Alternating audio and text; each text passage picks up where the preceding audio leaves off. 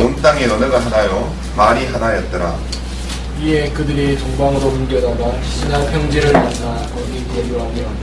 서로 말하되 벽돌을 만들어 견고히 굽자 하고 이에 벽돌로 돌을 대신하여 역청으로 진흙을 대신하고 또 말하되 자 성읍과 탑을 건설하여 그 탑 꼭대기를 하늘에 닿게 하여 우리 이름을 내고 온 지면에 흩어짐을 면하자 하였더니 여호와께서 사람들이 건설하는 그 성읍과 탑을 보려고 내려오셨더라.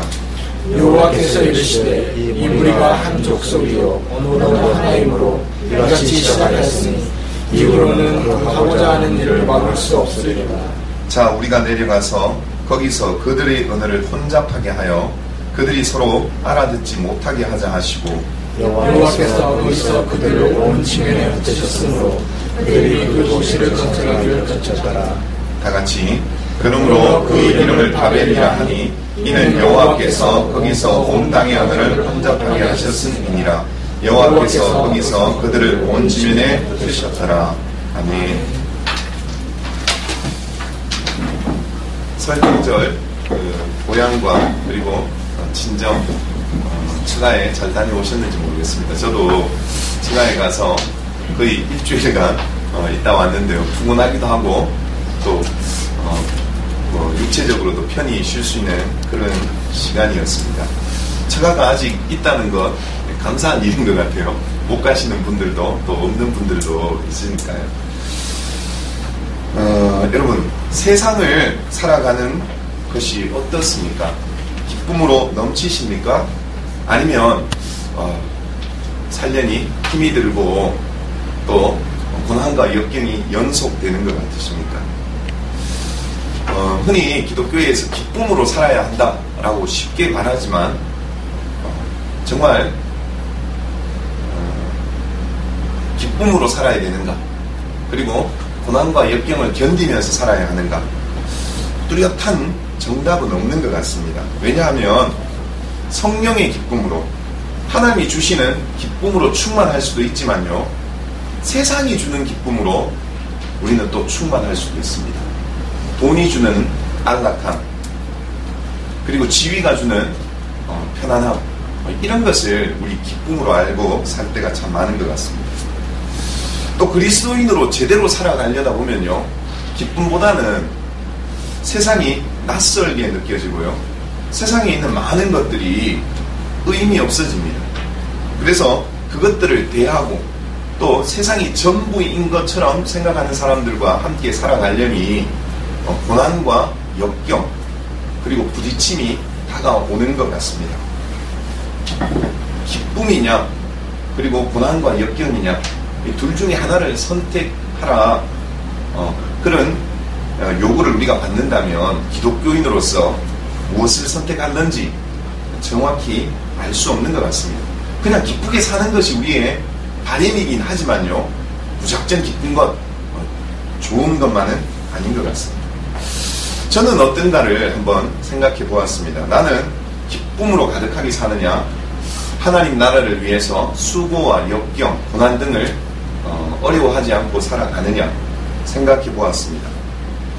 지금 현재 저희 삶은 기쁨입니다. 기쁨이 기쁨인지 모를 만큼 기쁨입니다. 사랑하는 아내를 얻고요, 그리고 딸 자식을 얻고요, 힘든 것이 있지만 부모님을 모시고 살면서 편안함도 있고요, 또 부모님께 어느 정도 효도하는 것 같다라는 자기 만족도 좀 있고요. 하여간 아내도 힘들지만 부모님을 공경하면서 살고자 하는 의지가 있기 때문에 서로 화합하면서 기쁨 중에 살고 있습니다. 하나님이 이 기쁨을 빼앗아가면 어쩔까? 자식을 잃거나 아니면 가정에 불화가 오거나 하면 어떨까? 하나님 싫어요.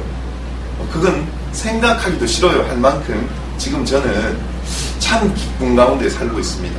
물질적으로도 풍요롭습니다. 풍요로운 것 같습니다. 부족함이 없으면 풍요로운 거 아니겠습니까? 남보다 많지는 않지만요, 부족함 없이 살고 있기 때문에 참 감사를 드리고요, 기쁨으로 넘칩니다. 그런데 지난 금요일, 토요일 날 저희 학교에서 간부 수련회를 갔는데요. 새로 임명된 부장 선생님들, 교장 교감 선생님들 수련회를 갔는데 거기에 가서 좀 낯선 느낌을 받았습니다. 왜냐하면 그들은 학교가 잘 되게 하기 위해서, 학교가 이름을 얻고 학력을 높이고 학부모에게 좋은 평가를 받도록 하기 위해서 생을 다하고 최선을 다하고 힘을 다하여서요 무언가를 하려고 합니다. 그런데 옆에서 지켜보는 저는 그게 힘껏 동조하기도, 그게 다인 양 받아들이기도 힘든 거예요. 예전에 평교사로 있을 때는 적당히 비판하면서 적당히 견제하면서 이렇게 서 있으면 됐습니다. 내 생각과 내 철학을 가지고, 교육 철학을 가지고 서 있으면 됐습니다. 교장 교감쌤이 크게 그걸 타치하지는 않거든요. 그런데 이제 부장으로 같이 무엇인가를 이끌어 가야 되고 무엇인가를 섬겨야 하는 입장에 서니까 이게 좀 어색하고 낯선 거예요. 그들이 말하는 그 목표, 맞는 것도 있지만 또 그리스도인으로서 동조할 수 없는 것도 있는 것입니다. 낯선 느낌이 들고요. 이게 좋은 게 아닐 수 있겠구나. 좋은 위치, 높은 위치, 또 중요한 직무, 이런 것을 맡는 게 마냥 기쁘고 은혜롭고 좋은 일은 아닐 수 있구나 라는 생각을 했더랬습니다. 오늘 우리는 성경에서 바벨탑 사건을 만나는데요. 주전 3000년경, 지금으로부터 보면 한 5000년경의 일로 보여집니다. 정확한 시기는 알 수 없습니다. 우리 아브라함이 하나님으로부터 콜링을 받은 게 주전 2150년경, 지금으로부터 4150년경 일이니까요. 그 전에 있었던 일이라 정확한 연대는 알 수 없습니다. 그런데 여기에 인간의 삶의 모습이 잘 드러나 있고요. 또 하나님은 인간의 삶의 모습에 대해서 어떻게 행하시는가, 어떻게 생각하시느냐가 잘 드러나 있습니다. 우리가 세상에서 살아야 되고요. 인간으로서 살아야 되는데 거기에 살아갈 때 하나님은 어떻게 보실까라는 것을 우리는 이 본문을 통해서 알 수 있다고 생각합니다. 이 본문을 잘 생각하면요.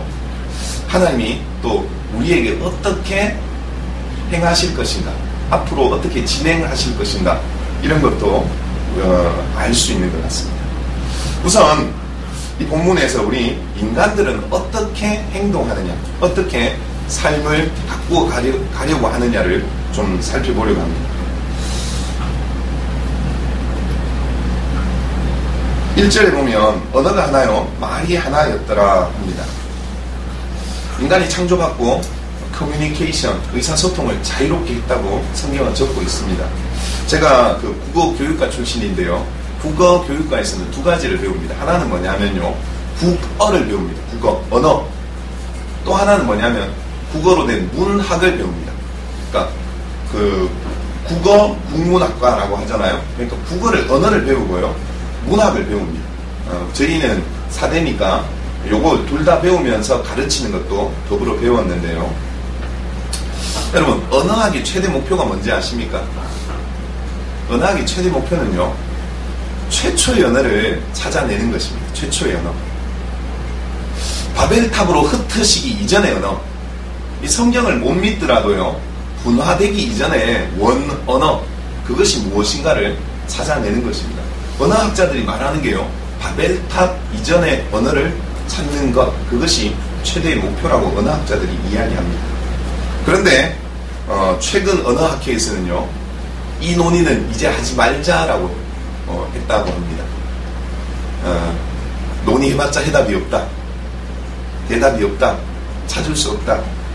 그래서 원 언어, 최초의 언어를 찾아내는 작업을 포기했다고 합니다. 논의도 하지 않고요, 학회에서 이제 발표하지도 않고요, 논문도 내지 않는다고 합니다. 우리는 히브리어가 원 언어일 것이라고 생각하는데요, 그렇지는 않은 것 같습니다. 증거가 없습니다. 이렇게 하나가 하나의 언어를 가지고요, 인간들이 한 일은요, 3절에 말하면, 그 벽돌을 만들어 견고히 굽자. 벽돌로 돌을 대신하여 역청으로 지능을 대신하고 무엇인가를 만들자라고 말하고 있습니다. 여러분, 벽돌과 역청은 어떤 재료인가를 우리가 생각 좀 해보면 좋을 것 같은데요. 그 이전에 성이나 성읍, 그리고 건물을 지을 때는 어떻게 했을까요?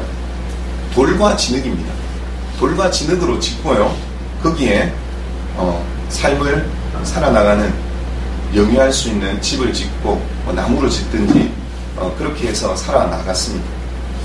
그런데 이들은 벽돌을 만들고요, 역청을 그 위에 발랐다고 합니다. 이 폴타르입니다. 폴타르. 방수 소재죠. 방수 소재. 여러분, 대홍수에 몸이 된, 대홍수로 심판을 받은 인간들이요, 이제 번성하기 시작하면서 대홍수를 대비합니다. 하나님은 분명히 홍수로 심판하지 않겠다고 무지개까지 언약의 징표로 세우시고요, 무지개 보시면서 스스로 기억하시겠다고 했는데, 인간들을 멸절한, 심판한 그 대홍수를 다시 대비하기 시작합니다. 하나님의 약속은 안중에도 없고요, 우리끼리 잘해보자, 우리끼리 뭔가 해보자 라고 건축을 시작했습니다. 벽돌 굽는 기술이 이미 5,000년 전에 있었다는 거죠. 역청도 폴타르로 견고하게 딱딱 붙여서요, 방수되도록. 그래서 홍수가 몰려오면 어떻게 해요? 이 성은 견고해서 물에 잠기지 않도록 그렇게 하는 것을 목적으로 했던 것 같습니다. 그리고 또 뭐라고 하냐면요, 자, 4절입니다. 성읍과 탑을 건설하여, 도시와 그 도시 중앙에 어떤 탑을 건설하자. 그 탑 꼭대기를 하늘에 닿게 하여, 그 탑 꼭대기를 하늘에 닿게 하여. 인간들이 행함이 어떻습니까? 번성하기 시작하면서 하나님과 대적하기 시작합니다. 하나님과 동등되게 여길 것을 생각하고요, 하나님 위치에 우리가 올라가자 하면서 건축을 시작합니다. 도시를 건설합니다. 여러분, 하나님과 동등되기를 원했던 인간의 마음은 비단 여기에서만 있는 게 아니죠. 우리가 선악과의 유혹에서 넘어갔던 이유도요, 하나님과 동등되기를 바랬던 그 마음 때문에 유혹에 넘어갑니다. 그랬음에도 불구하고요, 그런 것이 구비전승되어서 선악과를 취하려고 하고 하나님과 동등된 지식을 가지려고 했던 것, 그것으로 심판받았음에도 불구하고 인간들은 다시 하나님의 위치까지 탑을 한번 쌓아보자, 하나님하고 우리하고 삐까삐까한 거 한번 내기해보자 라는 마음을 갖게 됩니다. 과시하고 자기를 드러내려고 했던 것 같습니다. 벽돌과 역청으로 건설한 것은 방어를 위한 것이라면, 첨탑을 쌓아서 올린 것은 하나님을 창으로 찌르든가 하나님을 하여간 모독하든가 좀 공격을 위한 그런 느낌이 듭니다. 그리고 우리의 이름을 내고, 자신의 이름을 내고, 사람들의 이름을 내고, 거기에서 힘과 능력을 과시하려고 합니다.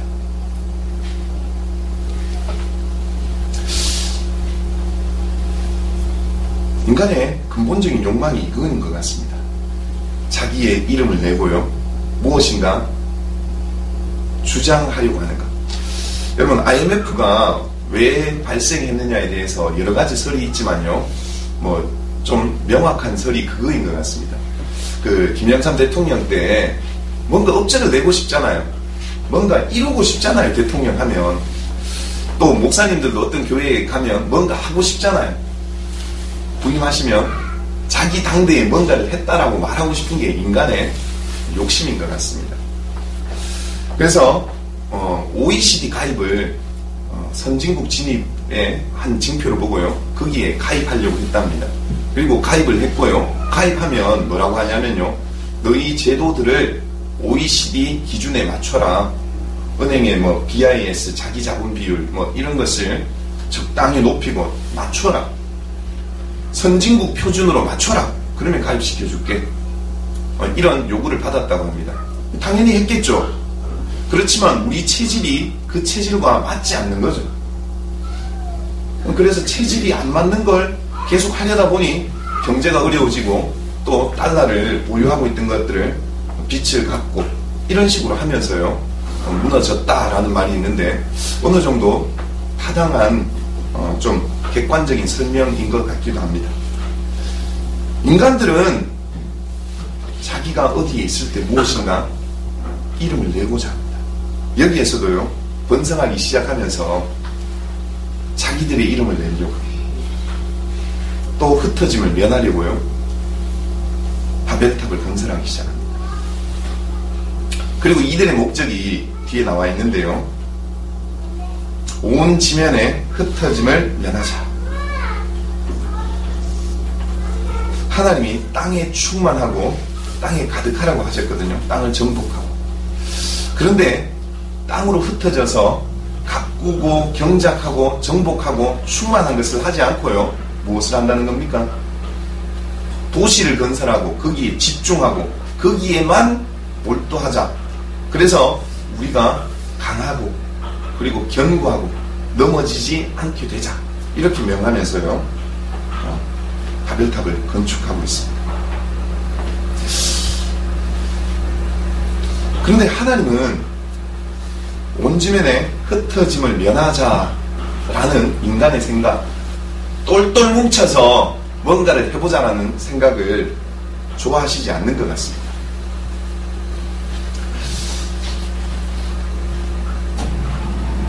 하나님은 오늘 제 설교의 제목이 흩어지는 하나님인데요. 하나님은 흩어지게 하시는 것 같습니다. 하나님은요 똘똘 뭉쳐서 뭔가 잘해보려고 하는 사람들을 가만두지 않으시는 것 같아요. 이따가 다시 말씀드리겠지만 하나님은 우리를 흩으시는 하나님이십니다. 우리는 본토와 친척 아비집에서요 거기에서 편안하게 살고 우리가 가진 것들을 누리면서 살기를 원하는데요 하나님은 떠나라고 하시고요 우리의 개인 존재에게도 그리고 공동체에게도 좀 흩어져라, 나가라, 이렇게 명하시는 것 같습니다. 자, 인간들은 똘똘 뭉치려고 합니다. 자기의 이름을 내려고 합니다. 하나님의 심판, 하나님의 경고, 이것을 무시하려고 합니다. 하나님을 그 형상을 자기의 형상에서 지우려고 하는 것이 인간의 행동의 근원인 것 같습니다. 자, 그런데 하나님은 어떻게 행하시냐 우리 한번 살펴보겠습니다. 우선은 성경에서 성읍과 탑을 보려고 내려오셨더라 이렇게 되어 있는데 하나님이 뭐 구름 타고 내려오셨다 이렇게 보기보다는요 인간에 비유해서 하나님이 살펴보려고 인간으로 비유해서 이렇게 표현한 것 같습니다. 살펴보려고 오셨다. 하나님의 임하심, 하나님이 인간의 행사에, 인류의 역사에 관심이 있고 초점을 향하고 있다는 것을 보여주시는 말씀인 것 같습니다. 하나님이 어떤 형체로 임하셨다기보다는요 후보 보셨다 이렇게 살펴보는 게 더 좋을 것 같습니다. 그리고 하나님이 인간의 교만, 인간의 똘똘 뭉치려고 하고 하나님을 대항해서 싸우려고 하는 이 자세에 대해서 하나님이 원인을 어떻게 평가하셨냐 하면요 한 족속, 한 언어 때문이라고 판단하고 계십니다. 족속이 하나요, 민족이 하나고요 그리고 언어를 한 가지 쓰기 때문에 이들이 이렇게 뭉쳐서 무엇인가 하려는 것이다 이렇게 보고 계십니다. 여러분 에스페란토 들어보셨나요? 요즘은 그 이야기를 하지 않는데요 1970, 80년대, 90년대에 세계 언어를 통일하려는 그런 움직임이 있었습니다. 영어로 하지도 않고요 에스페란토라고 새로운 언어를 개발해서 문자, 그리고 문자는 영문식 표기입니다. 문자, 그리고 의미, 단어 이런 걸 다 만들어서요 새로운 언어를 만들자고 제안하고요. 그 운동이 조금 일다가 말았는데요. 그런 운동들의 목적이 무엇이겠습니까? 통일해서 하나되게 해서 힘을 모으려는 것입니다. 한국교회 그리고 세계교회에 일고 있는 WCC 운동도 어쩌면 뭉쳐서 어떻게 하는 겁니까? 힘을 기르려는 거예요. 힘. 이 힘을 기려서 어떻게 하느냐라는 것도 중요한데요. 지금 WCC, NCCK 그 통합을 외치는 교회들의 그리고 그런 단체들의 목적을 보면 예수의 이름으로 뭉치고 하나 되는 게 아니고요. 그냥 일단 뭉치고 힘을 길러서 영향력을 발휘하자. 이런 것들이 많은 것 같습니다. 그런데 하나님은 하나됨을 한 족속, 한 언어 이것을 싫어하시고요. 원래는 그렇게 창조하셨지만 하나님이 인간이 반역함을 보시고 이것을 흩으십니다. 이후에는 그 하고자 하는 것을 막을 수 없으리라. 가만뒀다가는 한 족속 한 언어를 가만뒀다가는 이제 통제 불능이 올 것이다 라고 보고 계십니다. 하나님이 무능해서 불능해서 할 수 없으리라 이런 표현이라기보다는 인간이 스스로 돌이킬 수 있는 기회, 회개할 수 있는 기회가 주어지지 않을 수도 있겠구나 이렇게 보시고 흩으시기로 작정을 하시고요. 언어를 혼잡게 하십니다. 언어를 완전 혼잡게 하셨죠. 원래 우리나라는 어떻습니까? 주어, 목적어, 동사죠. 이런 나라도 있고요. 그리고 동사, 주어, 목적어 이런 나라도 있고요. 주어, 동사, 목적어 이런 나라도 있고요. 여러 가지 형태로 바꾸십니다. 이 언어와 이 언어를 바꾸심으로요. 언어가 맞는 사람들끼리 모인 게 결국 종족이 됩니다. 종족도 어떻게 됩니까? 나뉩니다. 하나님은 흩으셨습니다. 혼잡게 하셨고요. 하나님은 인간들이 하나 되려는 그 욕망을 무너뜨리셨습니다. 하나님이 좀 대체하지 않습니까? 한판 붙어보려는 인간을요, 하나님과 한판 겨루어보려는 인간을 흩으심으로 겨루어보지 못하도록, 그리고 하나님을 대적하지 못하도록 누르셨는데요. 여러분, 우리 에베소서 1장 10절을 한번 찾아보도록 하겠습니다.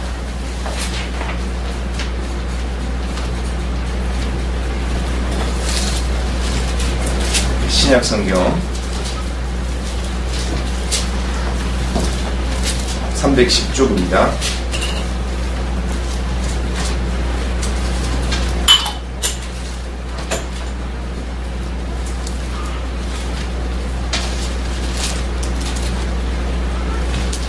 (7절부터) 제가 좀 읽겠습니다. 우리는 그리스도 안에서 그의 은혜의 풍성함을 따라 그의 피로 말미암아 속량 곧 죄사함을 받았으니, 이는 속량 죄사함을 받은 것은 그가 모든 지혜와 총명을 우리에게 넘치게 하사 그 뜻의 비밀을 우리에게 알리신 것이요 그의 기뻐하신 뜻을 따라 그리스도 안에서 때가 찬 경륜을 위하여 예정하신 것인데, 하나님이 지혜와 예정으로 그 준비하신 것인데 무엇이냐 하면요, 10절입니다. 하늘에 있는 것이나 땅에 있는 것이나 다 그리스도 안에서 통일되게 하려 하심이라. 그리스도 안에서 통일을 다른 말로 바꾸면 하나 되게 하려 하심이라. 그리스도 안에서 뭉쳐지게 하려고, 그리스도 안에서 온전한 통치로 하나 되게 하려고 하시는 것이 하나님의 때가 찬 경륜이라고 말하고 있습니다. 하나님이 바벨탑에서는 흩으셨지만요, 하나님의 원래의 목적은 뭐라고요? 인류가 그리스도 예수 안에서 통일되고 하나 되게 하시는 것. 이것이 하나님의 목적입니다. 그런데 하나님은 그 목적을 위해서 어떻게 하신다고요? 흩으십니다. 심판하십니다.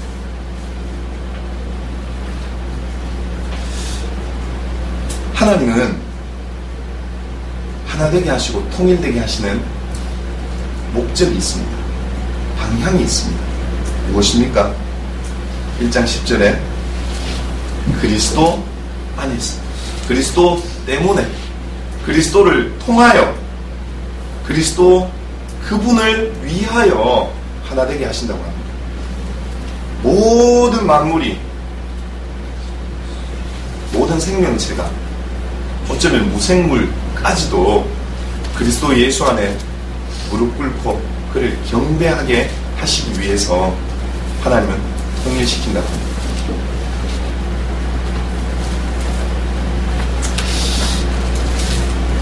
하나님은 이런 계획을 가지고 계심에도요, 어떻게 하신다고요? 흩으십니다. 바벨탑은 하나님을 대적하여 하나님을 저항하여 심판을 무시하고자 심판을 자기의 그 삶에서 지우고자 만든 인간의 방어책입니다. 그리고 인간의 교만으로 하늘과 닿게 하고요, 하나님과 동등되기를 원하는 교만의 상징입니다. 아까도 말씀드렸지만 WCC나 NCCK 이런 운동들이 하나됨을 주장합니다. 통합을 주장합니다. 그런데 그 통합이 그리스도 안에 있지 않습니다. 그리스도 안에서 예수를 위해서 통합되자고 해야 되는데요, 통합되고 보자 통합의 하나로 예수가 있다, 이렇게 생각하고 있습니다. 여러분, 예수를 위해서 통합되지 않는 모든 통합 하나됨은 바벨탑입니다. 바벨탑. 대형교회도요, 여러분, 일단 키우고 보자, 일단 크가고 보자, 힘을 축적하자. 교회에 큰 거 세우면 사람들 온다. 좋은 교회 세우면 사람들 온다. 스타 강사 세우면, 스타 목사님 세우면 사람들 온다. 여러분, 그런데 그것이 무엇을 위한 것입니까? 그리스도 예수 안에서 하는 것 맞습니까? 우리 교회도 성장 발전하기를 원하는데요, 무엇을 위한 것입니까? 그리스도 안에서, 그리스도 때문에, 그리스도를 위해서 우리 교회가 발전하고 성장해야 합니다. 아멘. 여러분, 세상에 기여하면서 살아가는 우리의 모습을 좀 생각해 보시기 바랍니다. 세상이 주는 물질, 세상이 주는 행복, 또 TV가 전달해주는 어떤 이야기 재미, 그것으로 기쁘십니까? 거기에 한 일원으로 살아가면서, 한 소속으로 살아가면서 편안하십니까? 여러분, 그렇다면 우리는 스스로를 점검해 봐야 합니다. 세상이 너무 편안한 사람, 세상에 알맞은 사람은 세상이 침몰할 때, 주님 심판하실 때 세상과 함께 침몰합니다. 여러분, 우리는 세상에 기여하고 세상을 위해서 살지만 세상이 낯설고 불편하고, 왜 이렇지? 왜 그리스도를 위하지 않지? 라고 항상 생각하면서 살아가야 합니다. 세상을 대적하지 않은 이야기는 아닙니다. 세상을 구원하기 위해서 자기를 십자가에 못 박으신 예수처럼, 자기를 흩뿌리신, 그 피를 쏟으신 예수처럼 우리도 세상을 위해서 나 자신을 뿌리고, 나 자신을 흩고, 나의 모든 것들을 그리스도 위에서 드려야 합니다. 하나님은 그리스도 없는 하나됨, 심판을 면해보려는 인간의 어떤 시도, 교만, 기술들을 흔드십니다. 그대로 두고 보지 않으십니다. 나는, 나 자신은, 그리고 우리 교회는 정말 예수 그리스도 안에 있는가? 예수 그리스도 안에서 통일을, 하나됨을 추구하느냐를 늘 물어야 합니다. 하나님은 바벨탑을 흩으셨잖아요. 또 무엇을 흩으셨냐 하면요, 완전히, 이스라엘이 완전히 망하게 하셔서요, 바벨론 유수로 흩으셨습니다. 하나님의 국가, 하나님이 선택한 이스라엘의 국가, 그걸 견고히 세우려고 하셨는데요, 이들의 죄로 말미암아 심판하시면서요 흩으셨습니다. 그 흩으심으로 어떤 결과가 있냐면요, 성경이 그 당시 모든 세계로 불리는 그런 곳으로 성경이 흩뿌려지는 역사가 있게 됩니다. 그래서 70인역, 예수님 오시기 몇백 년 전에요, 구약이 거의 완성되다시피 해서 사람들이 그것을 보게 됩니다. 번역돼서 사람들이 보게 됩니다. 그래서 성경 지식이 당시 모든 사람들에게 어느 정도는 편만하게 되었습니다. 여호와를 아는 지식이 우리 바다 덮음같이 덮게 되었습니다. 그리고 또 무엇을 드셨습니까? 예수 그리스도의 부활로 말미암아 생겨난 초대교회, 기쁨과 환희와 열정이 가득한 그 교회, 새로운 삶과 구원이 있다고 하고요, 능력이 나타나는 그 교회, 그 교회를 하나님이 어떻게 하십니까? 흩으십니다. 웃기죠? 가만히 놔둬서 성장 좀 하게 해야죠. 좀 자라게 해야죠. 근데 우리 하나님은 흩으십니다. 하나님은 깨뜨리셨고 머물러 있고자 하고 그것이 천국이냐, 거기에서 하나됨만 추구하던 그들을요 하나님은 딱 깨시고 흩으십니다. 저는 소아시아 7교회 그리고 바울이 전도한 교회들이 왜 무너졌는지 이해할 수 없었습니다. 바울이 열정으로 생명으로 그렇게 전도한 교회들이 왜 무너졌느냐, 여러 가지 이유가 있겠지만 하나님은 그 교회들을 흩으셨다는 믿습니다. 복음을 위해서, 세계의 그리스도 안에서 하나됨을 위해서요, 영광이 서려 있고 기쁨이 가득하고 복음이 충만한 교회들을요 흩으시고 또 흩뿌리셔서 지금은 흔적만 남아있는 교회로 남아있게 하신 것 같습니다. 여러분, 한국교회는 영원할 것 같습니까? 한국교회 영원할 것 같습니까? 하나님은 언젠가는 여기에 똘똘 뭉쳐서 살려고 하고 정치적인 권한, 권력을 잡으려고 하는, 그래서 거기에만 그 안에서 충만하려고 하고 기쁘려고 하는 한국교회를 반드시 흩으실 것입니다. 이 흩으심은 심판만이 아니고요, 분명히 죄에 대해서, 잘못에 대해서 하나님이 경고하시고 심판하는 것이지만 하나님의 새로운 그리스도 안에서 모든 것들을 통일하려 하시는 그 온전한 마스터 플레인의 시작이기도 합니다. 교회는 모이기도 잘해야 되지만요, 흩어지기도 잘해야 합니다. 우리의 신앙생활도 돌아봤으면 합니다. 여러분, 우리 예수님을 믿으면서 교회생활 잘하면서요, 사회생활도 잘하고요, 또 어디에서나 인정받고 칭찬받는 사람 되는 것 좋은 일입니다. 근데 하나님이 그런 모든 것을 잘하는 것처럼 보이는 신앙인을 하나님이 그냥 내버려 두시지 않는 것 같습니다. 신학으로 부르시기도 하고요, 또 어떤 좌절을 겪게 하시고 고통을 겪게 하셔서요, 흔드셔서요 하나님 다른 길로 가게 하시는 일이 비일비재합니다.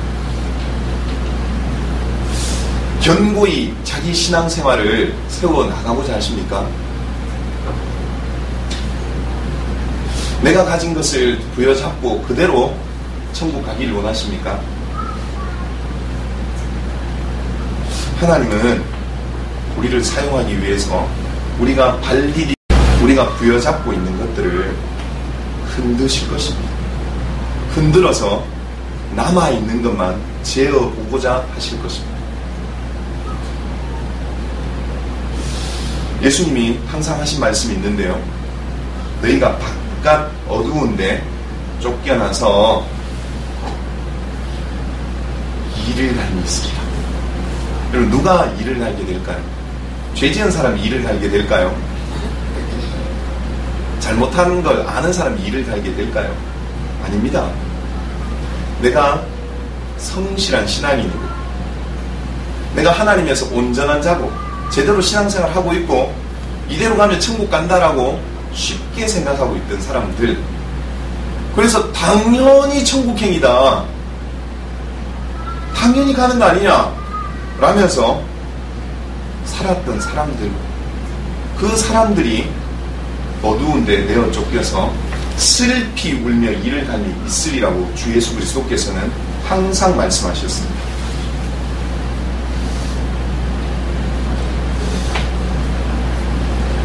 저는 그 시험 있잖아요. 학교 시험을 좋아하지 않는 사람이었습니다. 너무 시험 쳐서 애들이 싫어하잖아요. 그리고 애들이 시험을 그냥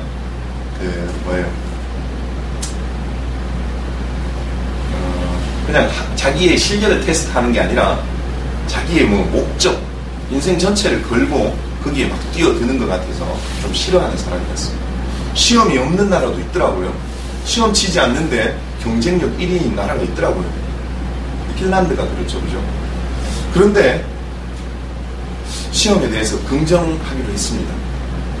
시험 쳐야 중간중간에 실력을 검증할 수 있기 때문에. 우리 신앙생활도 비슷한 것 아닐까요? 여러분, 천국 가는 거 어떻게 합니까? 하나님이 흔들어 보실 때, 하나님이 우리를 흔들어 보실 때 흩으시고 우리의 존재 자체를 막 짓밟는 것 같고 흩으시고 공궁에 처하게 하실 때, 그때 우리가 부여잡고 있는 것이 무엇인가 물으실 것이고요. 그 부여잡고 있는 것을 보시면서 그것을 우리의 의로 여기시고 우리를 하나님의 백성과 그렇지 않은지를 구분하시고 우리를 하나님의 영원한 계획 속으로 인도하시는 것 같습니다.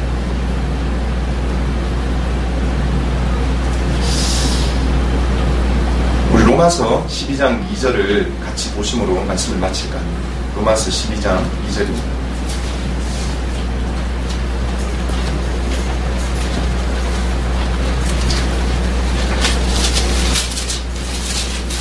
신약성경 256쪽입니다.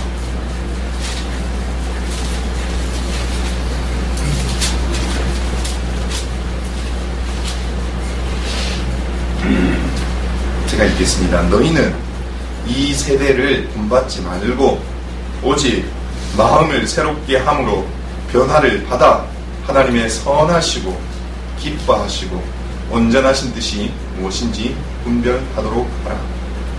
세상에 하나 되어서 동화되어서 여기에서 주는 기쁨으로 살려고 하는 우리에게 하나님은 본받지 말라고 하십니다. 여러분, 천국을 향해 걷는 우리는 여기에서는 좀 흔들려야 합니다. 세상에서는 좀 흔들려야 합니다. 정신없는 사람처럼 되어야 된다는 말이 아니라 좀 흔들리고 좀 걱정도 있고 고난도 받고 내가 가진 것이 무엇인지를 항상 도전받으면서 살아야 합니다. 그러면서 하나님의 온전하시고 선하시고 기뻐하시는 뜻이 무엇인지 알면서 그것을 하나라도 행하려고 살아가야 할 줄 믿습니다. 우리 모두가 정말 하나님이 기뻐하시는, 하나님이 우리 존재를 가지치게 하시고 또 흩뿌리셔서 우리의 남은 것이 온전한 것만 남는, 예수만 우리 안에 남는 그런 저와 여러분이 되기를 예수님 이름으로 축원합니다. 같이 기도하시겠습니다. 살아계신 하나님 감사합니다. 우리는 하나 되려고 하고 우리는 뭉치려고 하고 우리의 힘을 기르려고 합니다. 우리는 이 세상에서 안정되려고 하고 뭔가를 부여잡고 튼튼히 서 있으려고 합니다. 그렇지만 하나님은 우리를 흔드시고 우리를 흩뿌리시고 우리를 흩으십니다. 그 흩으심이 당시에는 귀하고 아름답고 선해 보이지 않지만 우리의 영혼을 천국으로 이끄는 하나님의 은혜임을 우리가 믿고 또 그 길로 가기를 우리가 희망합니다. 주님, 세상을 기뻐하는 자가 아니라 예수를 기뻐하는 자 되게 하시고, 세상에서 힘을 가지는 자가 아니라 그리스도 예수 안에서 세상의 모든 것들을 내려놓고 하늘의 것을 붙잡는 사람 되게 하여 주옵소서. 우리 교회도 우리가 가진 것들을 부여잡고 뭉치고 하나 되려는 것이 아니라 그리스도 예수 안에서, 그리스도 예수 때문에, 그리스도 예수를 통하여 우리의 가진 것들을 나누어주고 꾸어주고 흘려보내는 그런 교회 되게 하여 주옵소서. 작지만 그리스도의 영이 머무르며 하나님의 말씀이 살아있고 성동 안에 사랑의 교제가 충만한 교회 되게 하여 주옵소서. 감사하며 예수님의 이름으로 기도합니다. 아멘.